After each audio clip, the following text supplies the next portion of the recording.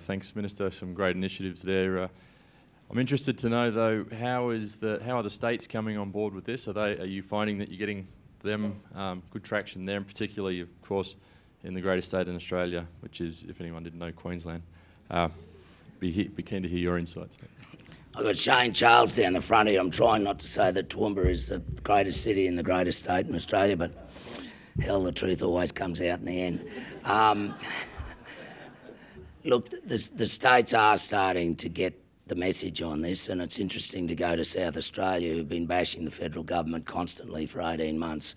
They've stopped that, and they're starting to listen to what we're saying. They do realise there is a very significant problem in South Australia with the end of the car industry, and rather than play politics, they want to work with us.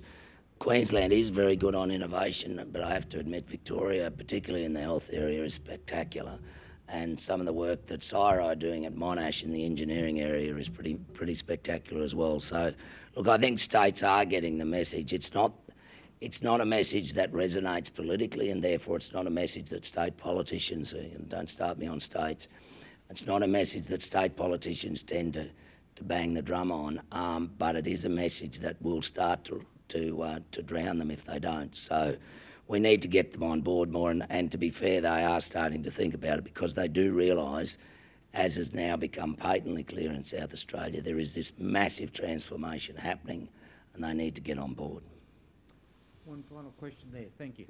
Andrew Tulloch from Trade and Investment Queensland, just continuing on that theme. And Minister, the industry growth centres make a lot of sense, sound like a really great idea. I suppose I want to ask about the link between the growth centres and entrepreneurship more broadly. So not merely the commercialisation of research and that sort of high-end science, but more, business model development, smart business growth. Where does that fit in the industry growth centres in addition to the sort of commercialisation agenda? Well, look, it's all very much part of it. What we want, particularly SMEs, to do is go to their local growth centre node. So, I'm not saying where the growth centres will be. That's a job for the chairman. But obviously the food one is already in Melbourne. It's the only one we carried over in Peter Schultz as semi-determined. And as I say, I'm not going to interfere that'll be in Melbourne. But there'll be nodes of that growth centre, as there will be of all other growth centres right around Australia. So an SME goes to their growth centre or node.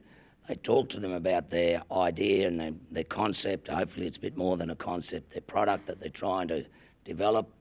They're immediately given the opportunity to collaborate with a range of scientific and research organisations or companies who are also larger companies in particular, who are also part of the growth centre, who are doing work in that same area. At the same time, they can access the Entrepreneurs Infrastructure Program, which will provide them with both business acumen assistance and also assistance in terms of financing some of their early stage commercialisation.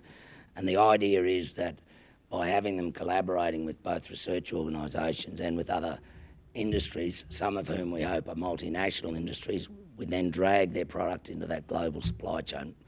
We know it's a challenge, but we've just got no other alternative. So it is a whole thing. As I said, you'll have the CRCs aligning with the growth centres in a lot of cases. You'll have the CSIRO over the top. The board of the growth centres, which is chaired by John Grill, the founder of Worley Parsons, and with people like Catherine Livingston, Carolyn Houston, and Andrew Liveris, who's the highest ranking CEO, Australian-born CEO in the world. That is a serious board. You've got people in front of you like Andrew Stevens, who are chairing the growth centres. This is going to be something serious, and it's not in any way political. There is not one political appointment on any of those boards.